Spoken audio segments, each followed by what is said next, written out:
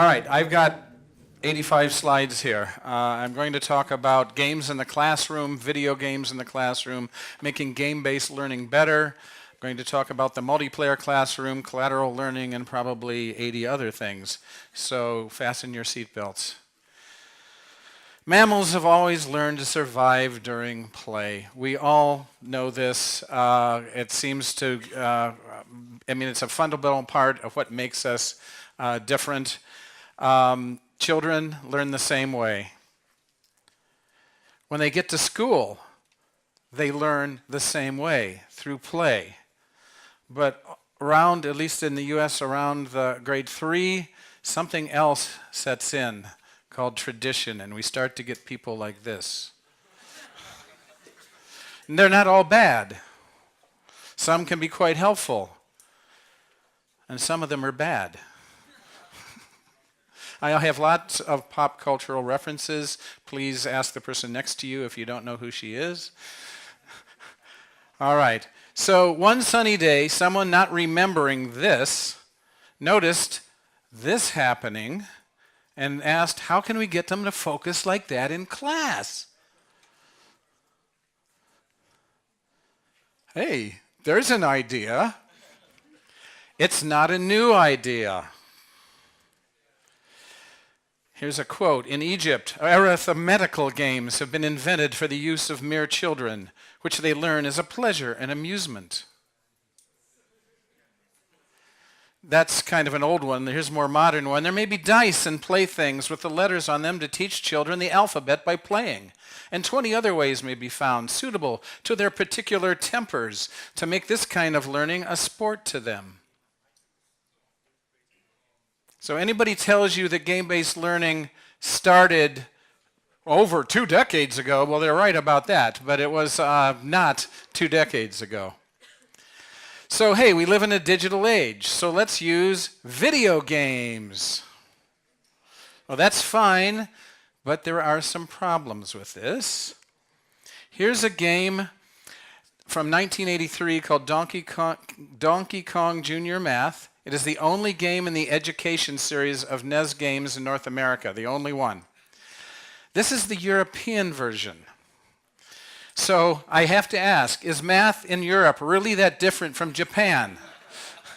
Does 2 + 2 in Tokyo equal a baguette et 3 fromage in France? I don't think so. Let's look at some problems with game-based learning today. This is one of the most famous of early educational games. What is it? Whoa, silence. This is called Math Blaster. Instead of writing 8 + 2 = 10 on a blackboard, you get to shoot the answer as it floats by in outer space. Learning and gameplay in this game were never on the right page. But let's not pick on a game from so long ago. Let's look at a couple more modern games. Here we got 2009 and we have Math Blaster with anti-aliasing, which makes it a much better educational product, of course. Okay, there must be something more recent. Here we go. We're now up to 2011, and here we're not shooting anything. But I'm not sure we're learning math. I think we're breaking balloons, and we're using a calculator to do it. 2014, a tower defense game. Now we're getting to games we actually occasionally play. Oh, wait, we're shooting numbers again. Oh, okay, but this isn't limited to math games. This is a game for high school students who want to get into college. We expect these students to be intelligent, so how do we make them better at getting into college? This is the actual description of the game. A zombie shuffles along while you keep items from hitting the ground. If a homework page or special item touches the ground, you'll get a strike. You get 3 strikes, all of a sudden we're into baseball for some reason, per level before you lose. Special items, including things like good grades, hard classes, and ambition. These items have parachutes attached to them as they, they fall, rather than floating down like homework pages, which we've all experienced in our life when we've been doing homework. Here is a complete disconnect between how is this going to get anybody into college? This is a game that people pay money for. Okay. I love that game because it is so fun to make fun of it. Remember Donkey Kong Jr. Math? Here we are in 2014, the same game with upgraded graphics for the Virtual Console for the Wii. They didn't learn. It is the worst-selling game in Nintendo history, but they brought it out again for the Wii. They should have brought it out for the Wii U. Then it would at least match the hardware. Oh, that was really cruel. All right. I hate the word gamification. I like game-based learning. I liked play-based learning, too. That sounded pretty good. Is this really how we want to look at education? Here's 3 separate screenshots from gamification suppliers. You notice all of the originality and also the focus. The focus is up in here. All right? Not a lot of original thinking going on. Games to teach, yes, but these are called badges. And badges are an improvement on these. This is what people used to get decades ago, probably back in John Locke's time. Research has shown for some time that relying on what these are, this is an extrinsic reward. An extrinsic reward is something like a badge, money, your letter grade, or your grade that you get at the end of a class. When they are removed, they cause problems. Not only do students regress to pre-reward behavior, they can actually get worse. It has something to do with pellets and chickens and everything that I don't really understand, but it's bad. If it's only by itself, we put levels into games, we have leaderboards and stuff, that's fine. But what we should be focusing on in game-based education are intrinsic rewards. The awards that make you feel good, the awards that have something to do with you inside. Michael Wu, who is currently a chief scientist at Lithium Technologies, has a good quote about what an intrinsic reward is. An intrinsic reward is an intangible award of recognition, a sense of achievement, or a conscious satisfaction. For example, it is the knowledge you did something right or helped someone and made their day better. Because intrinsic rewards are intangible, they usually arise from within the person who is doing the active or the behavior. We recognize this from playing games. The people who made those other games don't, because computers are really good at counting up gold stars. They're really bad at intangible rewards, measuring them at any way. Okay, I'm going to skip over this.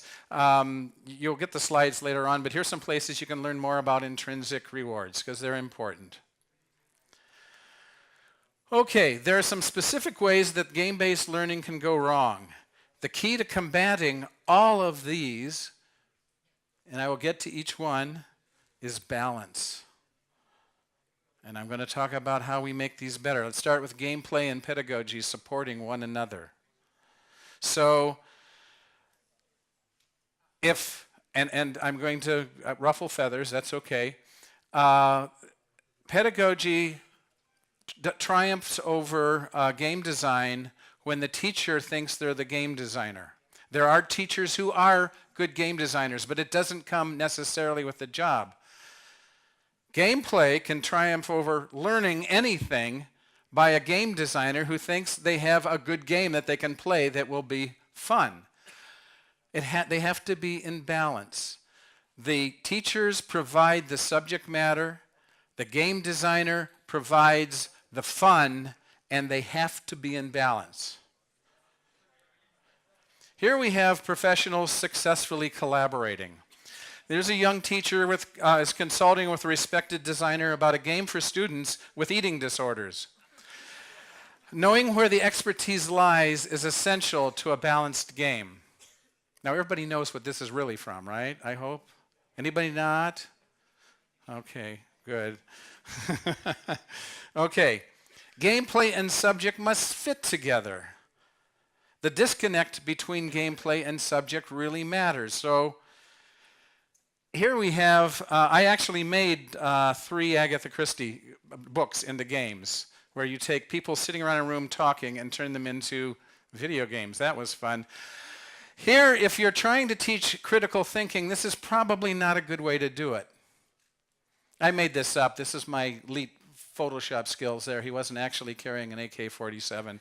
Hercule Poirot. Some games are not age appropriate. And I can't use the slide I want to use here because some friends of mine made a game that was perfect to represent this, but I will tell you about it. It was to teach professional writing on an online class to adults. And these adults were mostly wanting to go into a new area, or often they are soldiers that have just come out of combat, and all the graphics were cute little anime characters with cute little eyes running around. And they had difficulty for some reason identifying with them. Here's the example I did use. This is actually from L.A. Noire. I made this one up too.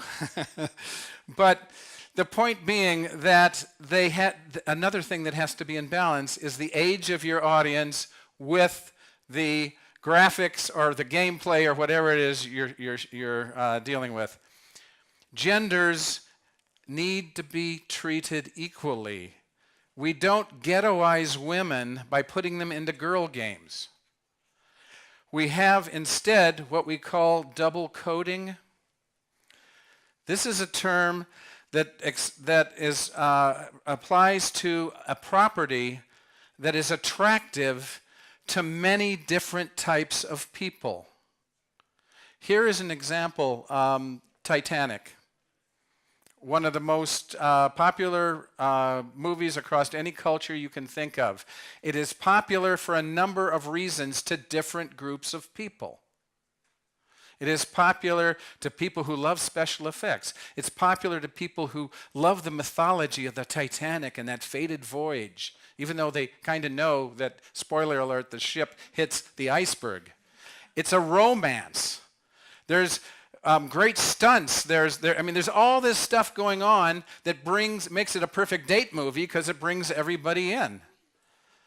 But I'm going to take issue with James Cameron, and he won't mind. His career will survive. But I can't really understand what he was thinking here. So you've got this movie about a ship full of people running into an iceberg, but you think you need some action. So you get some crazy guy with a gun chasing two of them through the ship as it's sinking. I think that's overkill. So we'll let that sink. Okay. Next. The sweet spot between the literal and the abstract. The teachers will always go for the learning. The game designers will always go for the fun. And the sweet spot is somewhere in between. This is a screenshot actually from one of my games where we missed the sweet spot quite a bit. But I'm gonna try to get out of it, my part of it. I was given most of the game mechanics were already done. This is to teach a game to teach pre-algebra, and it was about a corn festival. Now, right away you go, I've got to see that. And these people, there had been a magic orb that was stolen and taken away from town, and everybody in town forgot about math, so they weren't going to be able to count up the money they got, and the corn festival was going to be a failure. I mean, can stakes get any higher than that? Well, yes.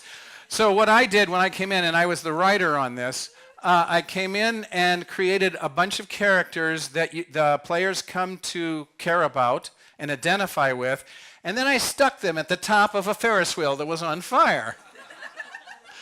And you have to use, now in my version, you have to use a water cannon. You have to do the trajectory, the height, all those measurements in order to hit the stupid fire to save them. Here's something about production. They ran out of time and budget, so it became a cutscene. But at least it was a little bit more dramatic. There was a big villain who was attempting to kill multiple people instead of, oh my God, the corn festival? Oh, okay. It's all about balance. This is a shot from one of my classes where I actually torture students and blood is drawn. And I'll get to that in a minute. And I'm going to talk about the multiplayer classroom. This is what I'm up to. Come on. I start out my class by saying, welcome to the class. Good morning, you all have an F. And that's a fail, right? And then I get this kind of reaction. I love doing this with freshmen because freshmen believe everything you tell them. Then I say this.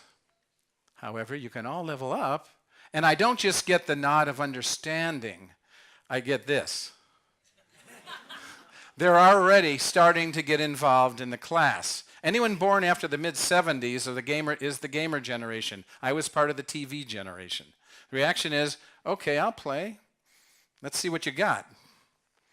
All right, some of the aspects of the multiplayer classroom. One is I have the students create avatars. Here's a bard, Ben Esposito. He just named one of Forbes magazine's 30 under 30 in the games industry. And he's singing a song to present his avatar to the rest of the class. It gives the students investment in the game. And I will routinely mistake the words game and class and student and player.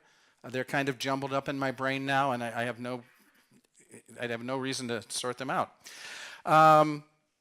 Next thing is giving the students agency. We talk about giving the player agency.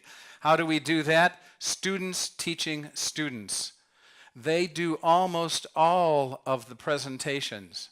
I do it occasionally, but I usually just sit back at the room and play Game Master.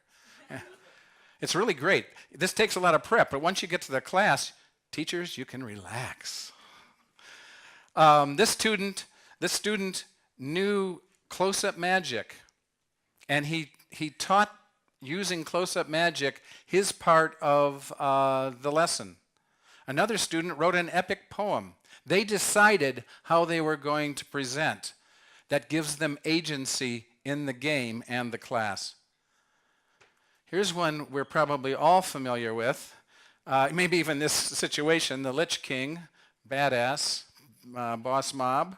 At least back when I was playing World of Warcraft, which admittedly was several decades ago. Games are a safe learning environment, and that's really important. They're far safer than many classrooms where students are punished by failing.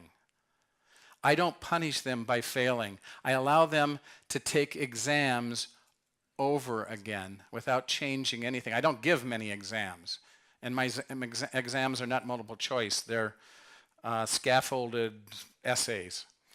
If they fail, they can try it again until they succeed. That's how we learned to defeat these mobs. We got together and we got wiped, and then we went, well, maybe we shouldn't put the mages out front.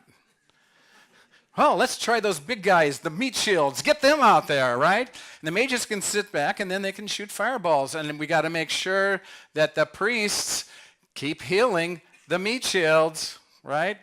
Okay, so we learned, and we did it again and again until that euphoric moment after X number of failed raids when we actually succeed in killing it. That's how we learned. Here's another thing. I call this grading by accretion, where they only level up. They can never fall back. All they do is accumulate XP. Experience points, if there's anybody in here who is not a gamer. I don't think there is. Students, I also have side quests that can be done by students at any point they want during the class, during the semester, the time that it's being taught. They can choose not to do it if they're satisfied with their level. Some students will game this, and I have no problem with that. Some of them will say, well, I'm already up here at this level, and that's pretty good. I think I'm just going to stop there. That's their choice. I don't punish students who don't come to class. I give them XP, a significant amount of XP for coming to class. I have almost perfect attendance. And not only me, I should say that I'm not the only one doing this. We now have 1,300 people on our Facebook page from 45 countries who are teaching this or similar things like quest-based learning and so on. If students aren't in class, they're not going to learn. We can have a big debate about flipped classrooms later. But they are here, and they are here because they want to be. They have chosen to be. And there's no punishment at all for not coming to class. They just get awarded the XP for coming. Intrinsic rewards. I'll give you an example of building intrinsic rewards into a classroom. So I have sometimes a midterm exam, and let's say there's 40 questions on it, and 30 they have to solo. But I have divided them already up into guilds of 4 or 5 students per guild, and if one member of the guild gets an answer right, they all get XP for it. I'm going to let that sink in for a minute. I was worried that they were going to make the kid with the glasses do all the studying, and then everybody would just get credit for it. But no, they want intrinsic rewards so badly they're willing to study harder. And this is actually a kid being rewarded for getting it right. He gets a high five. They get hugs. They get peer recognition for doing it.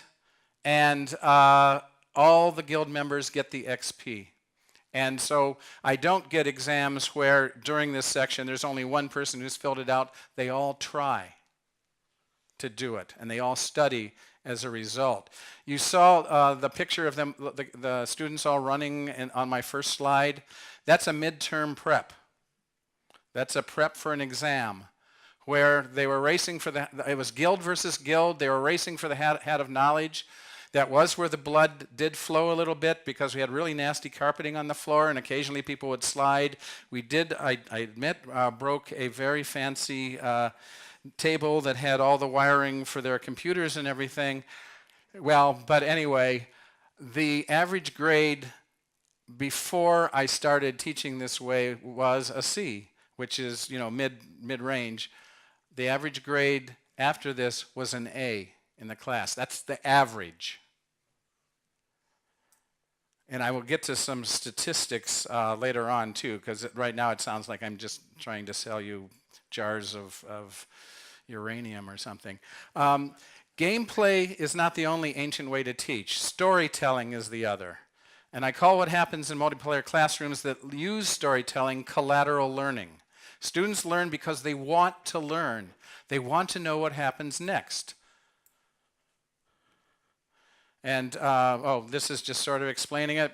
Collateral learning occurs at the convergence of 2 distinct forces, gameplay and storytelling, and the human attributes of curiosity and imagination. Let's look at a few multiplayer classrooms. This was an alternate reality game that I designed at Indiana University. This was to teach students to be not to teach them to be healthier, simply to make them healthier. We had a grant from a foundation, and we were testing whether a game could actually make people healthier without teaching them anything. So what I did, Indiana University has a huge campus. I ran them all over campus looking for a missing teacher.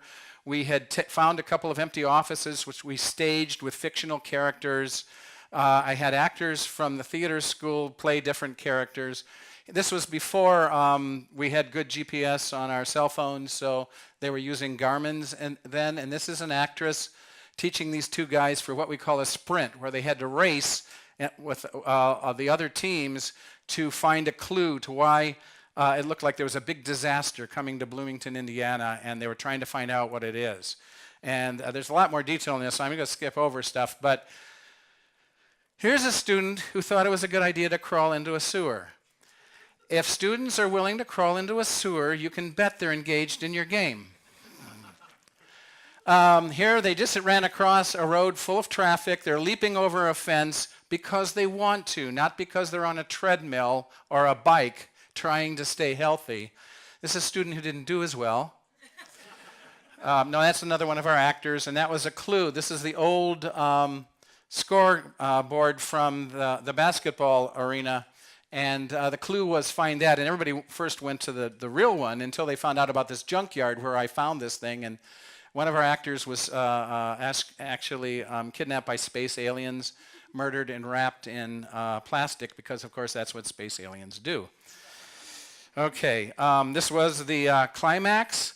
This was actually an actor, my son, being beamed up into a flying saucer on the midfield of Indiana University's Memorial Stadium, one of the most exciting things to happen on that stadium in years. Here's another one. This is the Lost Manuscript. This was a class designed to teach Mandarin and Chinese culture. And we never left the classroom. The students knew that it was just going to be an alternate reality game. They were never going to leave the classroom. But I'm going to give you a couple of examples of how this went. One, they were told that they were part of a cultural exchange program. This is part of the fiction of the game, the narrative. And that they would be going in 3 months to Beijing. And a group of Chinese students would be coming here, and there was another group of students from the school who were going to go there ahead of them in 2 weeks. Well, in the first two classes, the first class, there was really nothing strange that happened. It was just a regular class. The second class, a woman bursts into the classroom, gets into an argument with the teacher, who was also one of our characters and our instructional designer, about something in Mandarin that the students, I mean, this is only their second week trying to learn the language. They have no idea what they're saying. They got into the hall, they're yelling at each other. The teacher comes back in, very apologetic, and says, I don't know, something happened. The first group of students aren't going. You're going in 2 weeks. They accelerated their learning, even knowing it was a game. They wanted to learn as much as they could in that 2-week period. By the time they got to the airport, here they are going through customs. I had native Mandarin speakers who were not professional actors, but they all pretended not to know English. So they had to get through customs. They had to change their currency. We had a connect set up with a virtual kiosk where they find their hotel, and there's a phone number, and we had a live phone they could call to get transportation to their hotel. This is a class that takes an hour and 50 minutes. They completed all of those. Oh, no, I forgot one thing. Oh, shoot. But they were told, don't worry about it. There was going to be a professor who was going to meet them and help them go through all these things. Well, you're starting to see how sadistic I am. They got there, and all there was a little sign on the bottom, you know, like you see the guys holding when you come off the airplane, and it said, welcome Rensselaer students. But there's no sign of the man who's going to handle it all the way through. So what they did was start to collaborate. And they helped each other to get through all of these exercises, all these puzzles that were supposed to take an hour and 50 minutes. It took them 30 minutes. And then they were done with the class, but they wouldn't leave. They brought out phrase books because they couldn't go beyond what they had learned in the lessons. And they started asking the various characters, do you know what happened to this guy? Why wasn't he here to visit us? What the heck? And they stayed there and then when the class time ended, they went, oh, crap, I want to find out what happened. Yeah, I said I was sadistic. The final exam was a police interrogation where they had to explain all the things in the languages that they'd learned, and all passed. None ended up in prison, which is a good thing. And they learned, according to the instructional designer, 15 weeks of Chinese in 8 weeks. Okay, this is an online class for Excelsior College that is running right now, or I think it is. It started sometime this fall. It's on internet identity and culture. And so what happens in an online class, this is not a MOOC, this is just a smaller class, but the students never meet. The professor has prepared all these videos, but he comes in his first video and he says, something really strange happened. I was just going to do this class, but then I got this video from somebody claiming to be from the future. And she started talking about this interesting thing called primal empathy, or PE, which is kind of a psychic harmony. It's not really telepathy, but it allows us to form instinctual empathetic bonds so that we're no longer, we can see the other person's point of view. So war and hatred and everything just go away. Well, this sounds pretty cool. But then they get another video from another group who aren't so happy with everybody taking a shot to their DNA in order to come out all happy and lovey-dovey. And what the students have to do is weigh these two arguments, because primal empathy is out there now in the internet of today, just the seeds of it. So they have to go online, do all the searching for the class they do anyway. We have fake websites, but there are also real ones. They go through all the culture and identity stuff. The game's called Secrets. And in order to find out which side they're on, and it turns out to prevent something. Because one of the subversive things I did here is that the students would post their pictures and their bios and everything. These students don't exist. They are run by the teacher and the TA, and they are the hint system for the game, and they take opposite sides in the discussions. So they move the discussions forward. They also turn out to be characters in this overarching narrative. About halfway through, you discover you don't want to drink his vitamin water, and she's a cyber cop.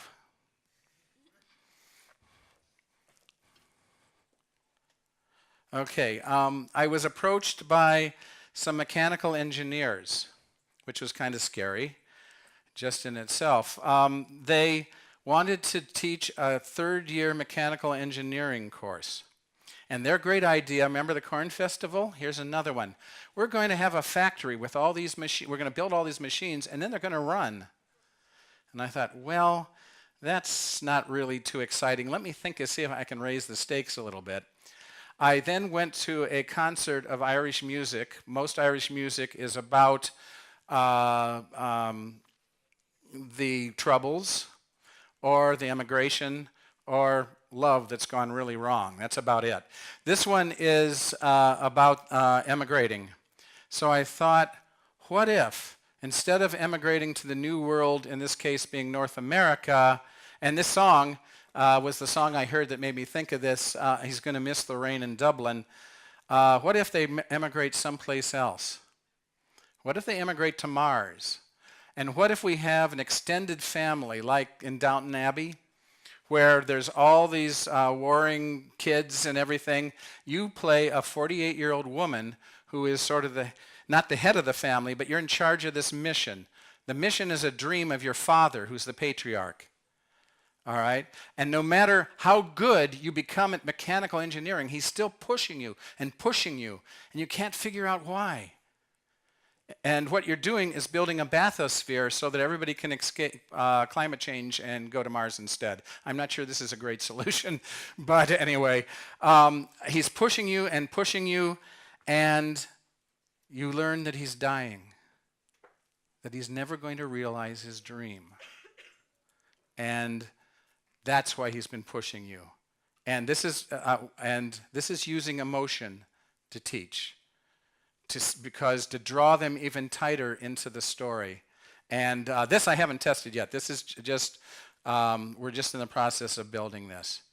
What we're teaching is the mechanical engineering of today. This is the building of a Rankine cycle, which is steam into power, into water, and then it just goes like this. And I'm going to, and this is who you play. It's a little hard to see.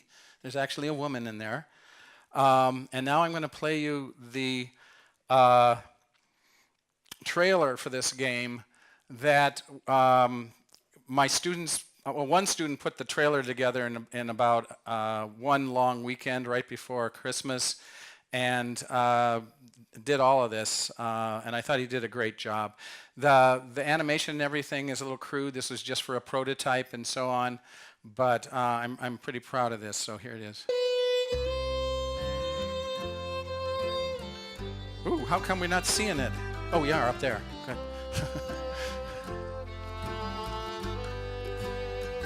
Well, you can bet tonight it's raining in Dublin. In the morning it'll be pretty much the same. 5,000 miles miles away. I miss you more and more each day. But the strangest thing is how I miss the rain.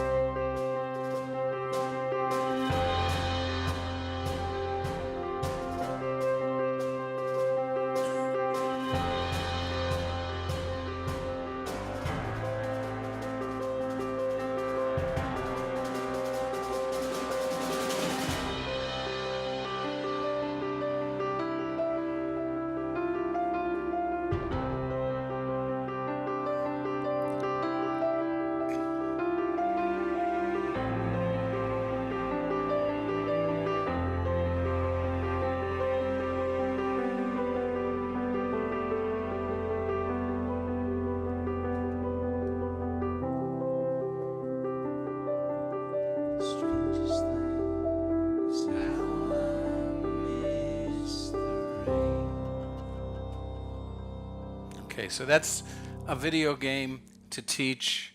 It's to supplement the teacher. I don't like to build games that actually try to take the place of teachers, and a lot of the game-based learning industry try to do that.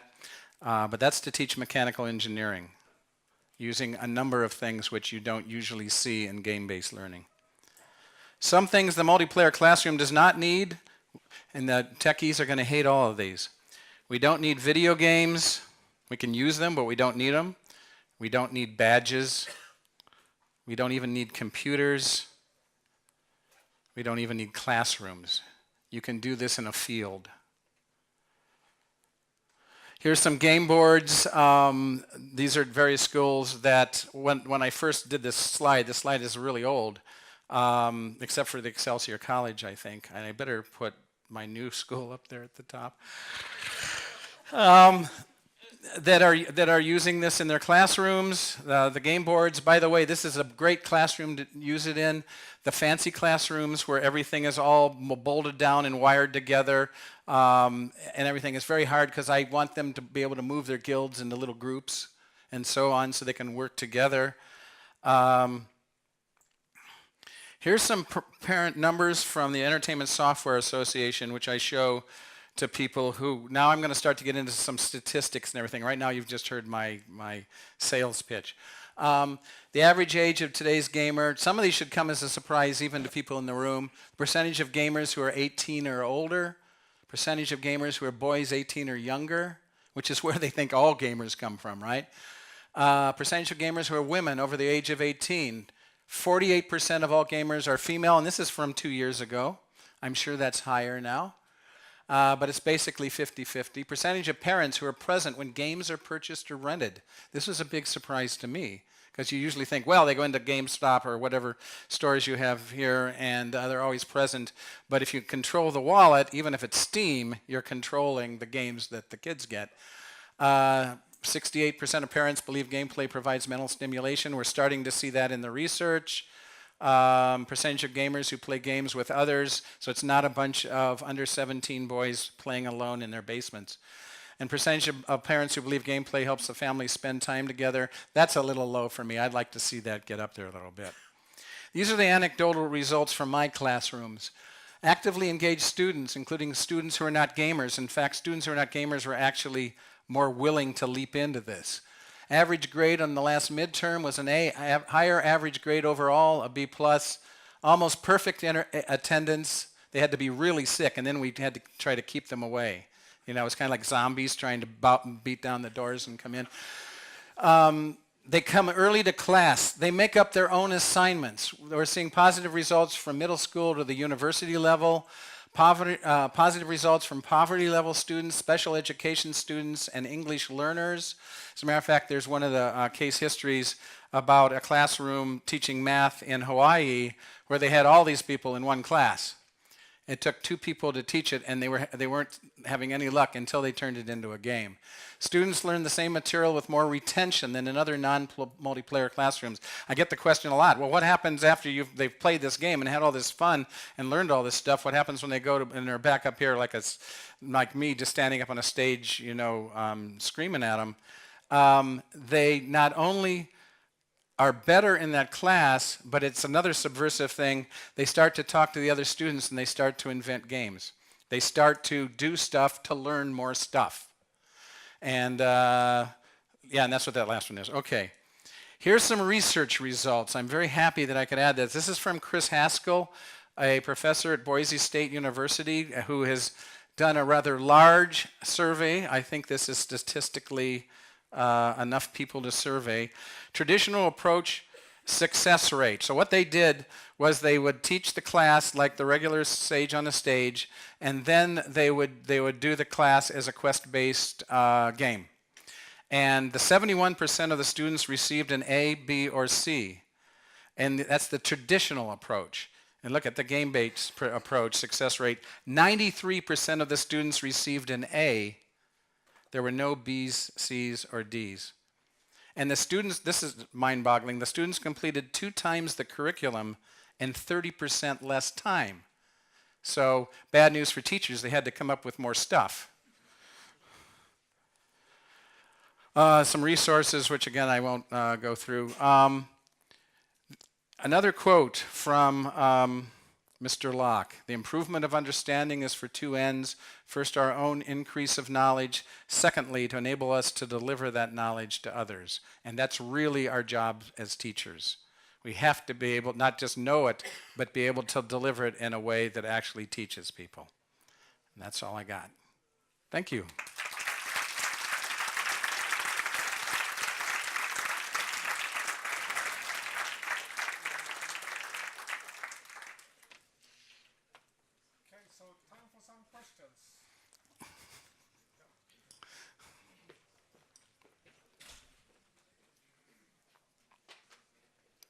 We're almost up to 1,300 now on teachers. Thank you for a very entertaining talk. My question is replayability. How much can you reuse some of these games since students talk to each other? Yeah, so like if I teach this class, then they leave and the next class comes in the following year and they're all in the same fraternity and then they talk about it. It's all modular, so that I can switch things around. I change exam questions when I give exams, but basically it's all project-based. So the games are different. They have different avatars. One other thing I do, I should say, is I put them in guilds myself. I don't want a group of friends in one guild. I try to split them up by 2 different things. Skill level in whatever they think the thing is they do the best, and learning style. And this is self-reported, so there's some, it's not 100%. But what that gives me is a way to put guilds together where we have different learning styles and different skill levels. And then what I do is I make sure the assignments are adjusted so that everybody in the guild will be able to shine at some point. All right? So I change questions around. I have no problem with that. I do things. I'm always thinking up new mini games. I do the midterm preps, not always running and getting injured. I've actually got some where you just sit there. One of them I do is it's a closed book thing, but they're divided into guilds again, and I'm going to read a question that may or may not be on the exam, and they get to open the book, find the question, and then they have to shout out the name of their guild, which also teaches students to have shorter guild names. Okay, so they shout out the name of the guild, they get a chance to answer it, but they have to close the book and then answer it. And this works pretty well at the beginning. It's everything like, what are Aristotle's 3 unities? And they come up with that pretty fast. And that goes on for a while. And then I say, what are the 6 things that do this? And the book is closed, and they've just done that. And all of a sudden, they can't remember all of those in that amount of time. So this is where emergent gaming, they're so involved in it, starts to take place. They, let's see, the first guild to figure something out was, after they read it, they marked it down. Oh no, first they showed it to all the guild, and then they closed the book. And I think somebody then wrote them down, and they did that faster. But the guild that actually came up with the best idea, they opened the book, took a picture of the page where the answer was, closed the book, and they were faster. And then everybody was doing that. At first, there was a big outrage, right? That's emergent gameplay, folks. We don't design that. That just happens. That did not break any of the rules that I had given. It's like in Deus Ex when you put a limpet mine on the wall and then you can walk over the wall into outer space and come down the other side. And that means they're engaged. That means they're learning. So I do adjust stuff. And after 4 years, I only have to do it, then I can go back and repeat quite a bit of stuff. So it's not that big of a thing. I should say that prep for this takes a while. If anybody's going to try to do this, I'd say 2 things. 1, do pieces of it. Don't do the whole thing all at once. Like, just don't punish them for not coming. Okay? 2, and using XP. We use letter grades. I have to eventually give them a letter grade. But we've lost all that. My God, I've only got an A-, and how am I going to get to an A? They're not considering that. They're saying, well, I've got to get some more XP. Well, that's what they're doing in a game. So you've got, and the other thing is, I would try this in the fall, for the fall semester rather than the spring semester, because now you have a whole summer. You can test it with students. You can get friends to help, and teachers who are not gamers and certainly are not game designers. They ask me, well, what do I do? And I say, look around you when I'm talking. I want to see hands of the people who are gamers. Everybody raise your hands that are gamers. Yeah. This is this is an outlying selection here. But there will be half of the room will go up. I said, talk to them. And that's the first stage, because they know something about the games. I give them some of the things to shoot for, and there are people whose husband is a gamer, whose wife is a gamer, that's in their family, it's outside of school. The thing I would not do is give it to the class you're going to teach. Keep it all secrets. I'm all about surprise and secrets and keeping them off balance. That was a long-winded explanation, but I got to say a whole bunch of cool stuff. Lee, could you talk about how this applies, or the difference in application for like intro Mandarin versus advanced Mandarin, basically a lower level class versus a higher level class in a given subject area? Actually, in that particular case, we discovered that we were artificially putting too much vocabulary in order to support the story into the beginning Mandarin. So now the last iteration of it is it begins in the second year. It ends with a cliffhanger. Cliffhangers are very cool. I do that after every class when there's a narrative, and I do it after every semester if it's like a Mandarin 1, Mandarin 2, Mandarin 3. So they do Mandarin 2, they get to the Summer Palace, which is where the last half of the game takes place, and they've got to come back and take Mandarin 2 to find out what happens. So it's working much better like that, because now my 2 Chinese instructional designers are not going crazy trying to shoehorn in lost manuscript is not something you teach right after hi, how are you? Have you seen the lost manuscript? No, I don't know what you're talking about. So yeah, it seems to work better in the upper levels for language instruction. So that's the answer to that question. Yes? What's the most common mistakes people do when they use this way of teaching? They jump into it and try to do all of it at once, particularly if they are not inclined to game design. That's probably a big mistake. They don't realize that this is an alternate reality game, which happens in the real world in real time, so they have to be flexible. Because as in any alternate reality game, things can take bizarre turns. One of the famous examples is in, I can't remember if it was The Beast or I Love Bees, or the first 2 kind of big ones that put ARGs on the map. But in one of them, Elan Lee tells this story, they needed, we already know that MMOs and ARGs, your players are like army ants. They just chew up the material so quickly. Well, they needed a break to generate some new story. So they put different pieces of a machine that they had to put together all around the world. And one of them was in Antarctica during the winter. So they figured they had several months to generate all this new content. Well, what happened? One of the cloud-based teams, and these teams are like, tens of thousands, if not hundreds of thousands of people, called somebody at McMurdo Sound in Antarctica, which was near the coordinates that they figured out where it was, found a woman scientist who was really bored because there wasn't a whole lot to do in the winter in Antarctica, and asked her, would you go out and see what's buried there? She went out and saw what's buried there and brought it back, and it was a piece of the machine, but she's in Antarctica and there's no planes going in and out. They had a 3D printer.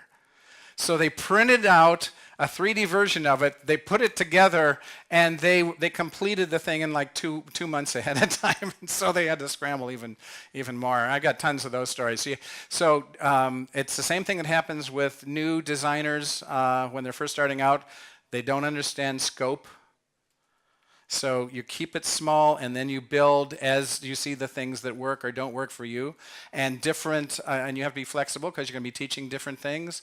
And you have to be flexible because in the real world, they're going to love this part of the game, and they're going to think this part of the game sucks. So you're going to have to find a way to bring more of that game in, and so on.